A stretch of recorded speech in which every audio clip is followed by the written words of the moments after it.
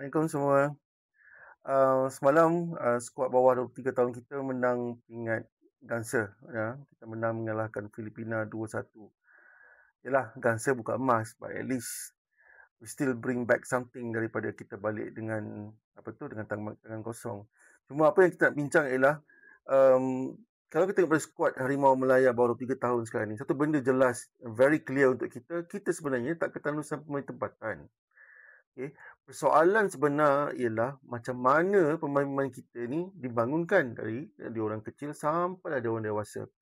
Sebab kalau kita tengok dalam skuad kali ni, pemain datang daripada pelbagai sekolah laluan. Ada yang melalui NFDP dan ada yang bukan daripada NFDP, daripada akademi atau liga tempatan. So, masalah bola sepak kita bukan kekurangan bakat. Even kita yang terlibat dalam grassroots pun, kita nampak sendiri pool bakat yang ada dekat Malaysia sebenarnya besar, especially daripada kecil dan bila meningkat remaja. Cumanya ada dua masalah utama. Satu, sistem pembangunan akad umbi. Yang kedua, pendedahan di liga yang benar-benar kompetitif. Itu yang pertama, di peringkat akad umbi. Jangan marah kalau saya kata kita ni terlalu fokus pada satu laluan. Seolah-olah kalau bukan daripada situ, pemain tak cukup bagus. NFDP ni memang aset penting negara. Okay? Tak dinafikan pun. Tapi dalam membentuk ekosistem yang sihat, NFDP melalui akademi Tunas, PLD dan AMD, Akademi Mutadari, sepatutnya jadi salah satu daripada laluan. Bukan the only laluan. Itu yang kita kena faham. Sebab kalau tengok dekat Jepun, for example, mereka kuat sebab bola sepak adalah sebahagian daripada sistem pendidikan mereka.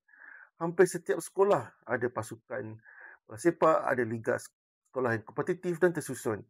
Budak-budak dia orang ni tak perlu tunggu pun untuk masuk akademi elit untuk untuk bermain bola sepak dengan serius ataupun mula dilihat sebagai pemain yang ada value.